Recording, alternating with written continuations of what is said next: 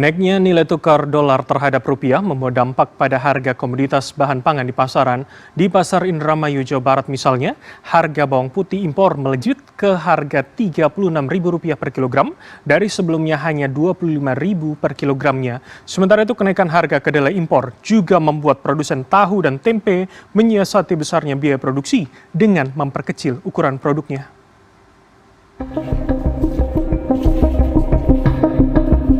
Dampak kenaikan nilai tukar dolar dirasakan jelas pedagang di Pasar Baru Kabupaten Indramayu, Jawa Barat.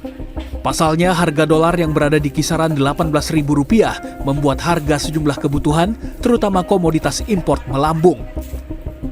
Bawang putih misalnya kini dijual seharga Rp35 hingga Rp36.000 per kilogram, naik dari sebelumnya Rp26.000 per kilogram. Selain bawang putih, harga kacang hijau impor juga mengalami kenaikan dari yang sebelumnya dijual Rp32.000, kini naik menjadi Rp35.000 per kilogramnya. Kenaikan harga ini pun dikeluhkan pedagang yang mengaku mengalami penurunan omset imbas naiknya nilai tukar dolar. Ya barang-barang terutama dari luar tuh ya pada naik, Pak. Kalau bawang putih berapa, Pak? Bawang putih harganya 38 saya jual tuh, Pak. 36 ya. 35 ya, 35. Kalau beli 1 kilo, 2 kilo, 36. Iya. Kalau dulu sebelum naik berapa, Pak? Kalau sebelum naik tuh 26. Pedagang pun hanya bisa berharap nilai tukar rupiah bisa segera menguat agar harga kebutuhan kembali stabil. Sementara itu, tingginya harga bahan baku kedelai impor juga menjadi keluhan produsen tempe di Cimahi, Jawa Barat. Seperti yang terjadi di pabrik tempe Sidomukti. Harga kedelai yang kini melonjak menjadi Rp10.900 per kilogram dari sebelumnya Rp9.000 per kilogram membawa imbas kenaikan biaya produksi.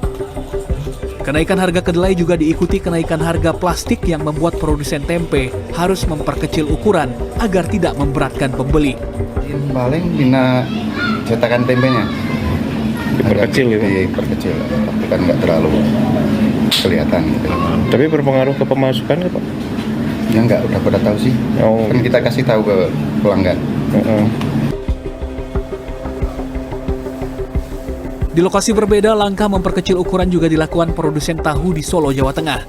Jika sebelumnya tahu yang diproduksi produsen di Kerajaan Mojosongo Solo memiliki ketebalan 3 cm, pasca kenaikan harga kedelai, ukuran tahu kini diperkecil menjadi 2,5 cm. Produsen tahu mengaku enggan menaikkan harga jual tahu lantaran kekhawatiran akan kehilangan pelanggan. Salah satu pemilik usaha tahu mengaku kenaikan harga kedelai saat ini terus naik dan bertahap sejak pertengahan Ramadan lalu.